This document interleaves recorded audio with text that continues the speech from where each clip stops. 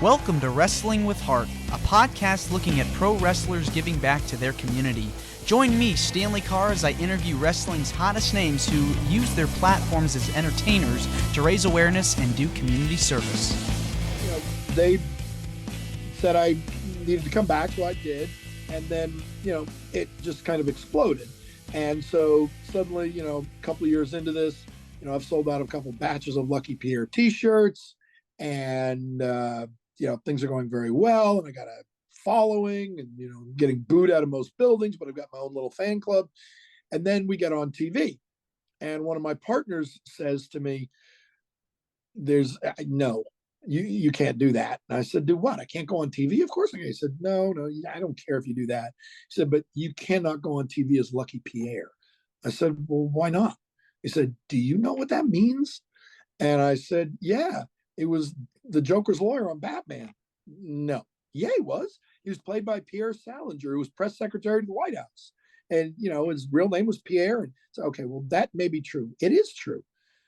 It's not all it means. I said, okay, what else does it mean? And he said, have you ever heard of Urban Dictionary? And I said, uh-oh. Because although I did not know what it meant, I sure knew what Urban Dictionary was. And I know that if it's in Urban Dictionary, it's not good. No. No. And I'm not going to go into what it is. If people are listening and they want to look it up on their own, that's up to them. I may advise you not to. But I said, oh, gosh, no.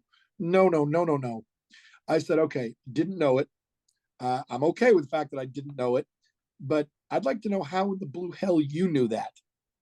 And so I called Bert and said, yeah, I'm not going on TV as Lucky Pierre.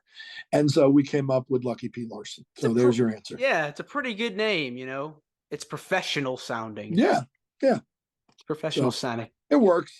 And who knows, maybe the P still stands for Pierre. I don't know. Well, it's a good way of shortening it. I mean, It's obviously sticks with the brand, and you've got a following, and it's taken off. I mean, you're that's all over very true. Yeah, you're all over the country, manager extraordinaire, and you've won championships. 29 of them in 29. I've managed many champions who have won a belt, and then I manage them, but I don't count them because I was not there when they won. But I have led many challengers to the ring who have won championships. And, I may or may not have been accused of assisting them in winning it. I don't remember that, but, It's the great heel mindset of, win if you can, but always cheat. Win if you can, lose if you must, but always cheat. That's right. If you're not cheating, you're not trying. That's correct. Yeah. Who are like some of your influences as a manager, like who you idolize? Well, I think that on the mic, since promos are a very large part of what I do, I think there's nobody greater than Paul Heyman. I also, as far as a manager, Bobby Heenan, Jimmy Hart, who I'm fortunate that I know very well. And I have an interesting video of him in my office where he said, wait, this is a dentist? I thought this was a dentist's office. You're a lawyer? No, I mean, he's a great guy. Jim Cornette. I mean, when I was growing up, every heel had a manager. Everyone. Mm-hmm. Oh yeah. There was Bobby Heenan, Jimmy Hart, Slick, Freddie Blassie, Johnny Valiant, J.J. Dillon, Oliver Humperdinck, Mr. Fuji. Everybody had a manager. And I've met most of them. Yeah. The only ones I didn't meet Freddie Blassie. But I've met Slick, met Bobby Heenan several times. I met Mr. Fuji. Didn't meet Paul Bearer. Met Jimmy Hart, obviously, many times. I met Johnny Valiant. Met J.J. Dillon many times. Met Jim Cornette and his tennis racket. So, yeah, I mean, I've met most of the managers. Yeah. And, I've enjoyed talking to them. Picking brains, yes. Learning. Yeah, that's what you got to do. I mean, do you feel in today's mainstream wrestling scene, not talking about the independents, I'm talking about the mainstream wrestling scene, do you feel like the art of the manager is Absolutely. gone? Absolutely. I knew that's what you're going to ask. Absolutely. Yeah. Totally. I mean, you look at WWE now, most heels don't have managers. And Paul Heyman is more a spokesman than a manager. I mean, he Yes. rarely gets involved. Uh, but he does so with his facial expressions and what he says. But yeah, I mean, managers, it's so rare to have one. And I think that, and I'm not just saying this because I am one, I'm saying this because I've watched it for so long. I think they add to the match. It gives the crowd someone else to get into or to blame or to yell at or argue with. It gives them something else to watch. It adds another element to the storyline. You never know what's going to happen at any given moment. You got to keep your eye on him too. Or her. The or yeah, him, her, whoever the wrestler in the Mhm. ring has to keep an eye out also. I mean, so I mean, there's a lot that can be done with a manager that can't be done without a manager. No. What do you feel the reason behind the decline of the managers is? I think probably one reason is now the ability to talk is so important that most people, don't use a manager because they talk for themselves. I mean, back in the day, some of these people who had managers were great talkers. I Hmm. mean, Paul Orndorff could cut a good interview, but he was with Bobby Heenan all the time when he was a heel. Rick Rude was with Bobby Heenan, and Rick Rude could cut a tremendous promo. But then again, people like Jake Roberts, Jake Roberts, one of the greatest promo men of all time. You have to go way back to when he was in the original Legion of Doom and was managed by Paul Ellering to have him with a manager. So I mean, the Road Warriors had a manager, and my gosh, could they cut promos? But most people, when they had a manager, let the manager do the talking for them. So, Absolutely. For sure. Um, and a lot of people in the independents can't talk, mm, and really? that's yes. What? There are some that do. I mean, I've been in the locker room with a number of people that have moved on to bigger and better things. Stacks Channing Lauren, WWE NXT, was the mother lover Jake Tucker in USA Championship Wrestling. Hmm. Blake Christian was in USA Championship Wrestling for a few years. Now he's blowing up all over the place. Hmm. So, Toby Farley is getting noticed. Dylan McQueen was in USA for quite a while.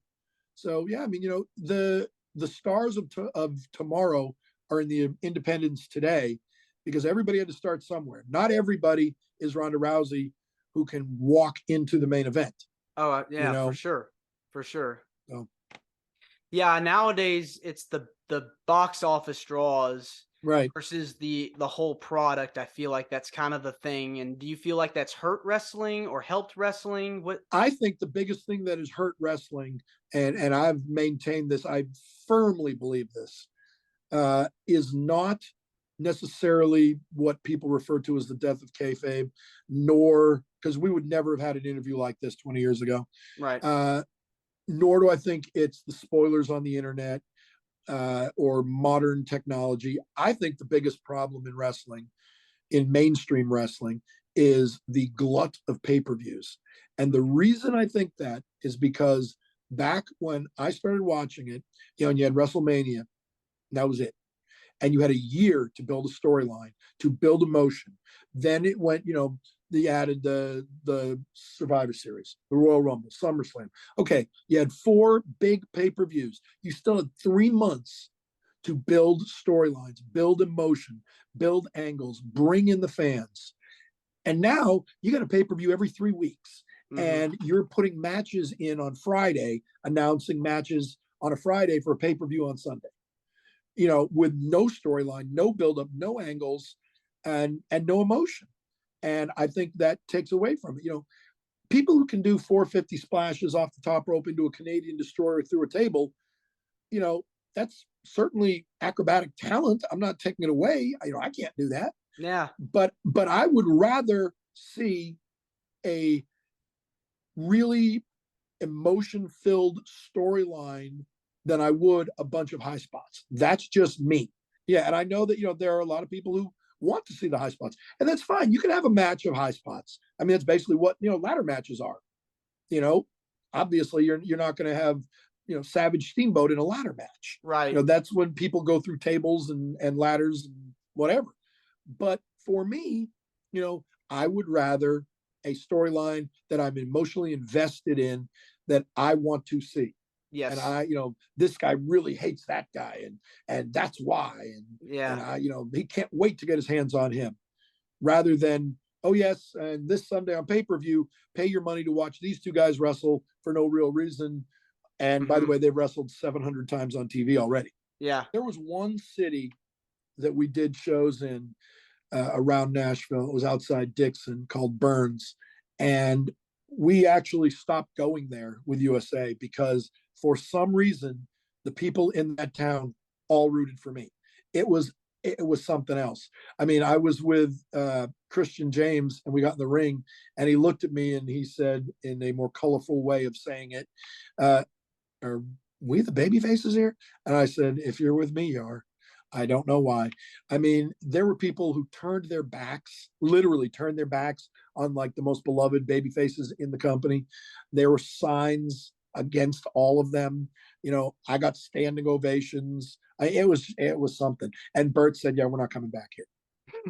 And then he told me, he said, "Look, you got to do something to turn these people, because too many people are rooting for you, and it's messing things up." And so I went on TV and told my old fan club to go to hell. You got to do what you got to do to stay a villain. You just have to. 1 minute they cheer you, and then you got them right in the I mean, palm of your hand when you do it. It's cool to root for the bad guys, I guess, but if everybody's rooting for you, then are you really the bad guy anymore? Yeah, it's like when it's harder, I feel like nowadays, to have good guys, because everybody knows so much about you, and it's the form. It's kind of formulaic, I guess. You kind of have to find reasons to get behind somebody. I think of the underdog thing, but that can only work so many times too. Yeah, because if you constantly lose, eventually people are going to give up on you. That's right. And you kind of have to, it's, dancing. You have to have the right dance partner. You have to be Absolutely. the lead and the follower and everything. That's why I think Piper is so underrated, because if it wasn't for Piper, Hogan would never have been what he was. Absolutely. Just like the Iron Sheik says, without Iron Sheik, no Hulkamania. That's right. I mean, that guy is without a doubt one of the funniest people on planet Earth. I don't know if he writes his own tweets or not, but my gosh, when they announced that we were in a recession a few months ago, Iron Sheik immediately put out a tweet that said, "The Hulk Hogan's hair has been in a recession for 30 years." I mean, I love him. He's hilarious, man. He really is one of the best heels of all time. Talk about, now beloved. Yeah, villains you love to hate. Yeah, really is. So, favorite person to manage and why? Well, it depends what that question means. I mean, obviously, for its own reasons, managing Katie Lee was always fun. Sure. But because I could just stand there and watch her wrestle. But as far as managing a big name, I have been fortunate to manage a few of them. I think managing Scott Steiner and managing Rhino were both really special occasions that I got to do. Both of them wrestled Lawler. Both of them lost. So did Tommy Rich. So did Doug Gilbert. So did the Moondog. So did Jeremy Moore. So did Carlito. So did Well, anyway, it doesn't matter. Someday I'll beat Lawler. Yeah. But actually, Tommy Rich beat him. But the next day on TV, Bert reversed it, just so I could say I've never beaten him. But so managing the big names is always an honor. As far as long-term programs, there was a guy who now lives in New York, Kevin Zion, and I managed him for a while. And we had very good chemistry. Kevin and I are and remain good friends. Bam Bam Bundy is another guy I've managed off and on for several years, including at the Gathering in Charlotte, North Carolina for 3 years running. And it's always fun managing him. And of course, Mike Rapata as the Joker. It's always fun managing him. I mean, the Joker and I do well together. Christian James is a lot of fun in the ring. He doesn't wrestle much anymore. And, of course, the people I manage now are always my favorites. Whoever I'm managing now is my favorite. If there's anybody that's wrestling, whether it's for WWE or AEW, if you could pick one of those guys to manage, who would it be? Well, that's an interesting question. Nobody's ever asked me that before. And this is a current wrestler rather Right. than like Right. of all Yeah. time. Yeah. Well, I think, and I'm also friends with him. I think he's uber talented, and who knows, it may work out that I do manage him someday. But Jay Lethal, Mm. I think he's just phenomenally talented. He's funny too. Oh, he's brilliant. He's absolutely brilliant. Um, in WWE, I think and again, they're to the point where they don't need managers, Yeah. obviously. But I think getting to work with Cody Rhodes or Seth Rollins would be very educational. Oh man, that laugh that Seth does, that Oh yeah, that's just yeah, it's not bad. Yeah, of it's just it cracks me up every time course, every time I watch if it. however, somebody stuck me with Liv Morgan, I wouldn't be opposed either. So No, no. There's a lot of great talent out there today, in the mainstream promotions. Getting you and I both went to WrestleMania this year, right? You were in Dallas? You go to I've been Dallas? other than the one that nobody went to, and then the one the year after that where it was kind of half-hearted, and the Yeah. conventions were all behind plexiglass and masks, and said it's not worth it. Yeah. Other than those two, I've been to the last 10. That was an incredible, incredible event. I mean, AT&T Stadium was packed like Oh to yeah, the roof. And to see Stone Cold wrestle like after all these years was a true highlight, and getting to meet a bunch of those guys like, The Undertaker, Kurt Angle, Tori Wilson, the Bella Twins, and just seeing like a wide array of people, larger than life characters and personalities. It was just I was yeah. like in Disney World pretty Yeah, much. I've met, gosh, probably well into the over 1,000 wrestlers. Uh, and like I said, I've been very fortunate that I've been able, thanks to Lanny and another wrestler who I won't name, I've been able to get into 3 WrestleMania after parties, as a guest. And so I've gotten to meet a lot of people through that. I've only been nervous one time asking to take a picture with somebody and to talk to them, and that's because their last name was McMahon. But other than that, I'm pretty comfortable talking to people. Yeah. We definitely seem like you got the pedigree, you got the skills, you got the talent, and you've been, look at you. You combine two of your loves or of your careers into one, and look at you now. It's And amazing. they're symbiotic, really, because like I said, I think being a lawyer helps me do both promos and color commentary, which I do for a couple different TV shows. SICW in out of St. Louis with Herb Simmons, and Tennessee Championship Wrestling. I also manage in PWA, Pro Wrestling Alliance.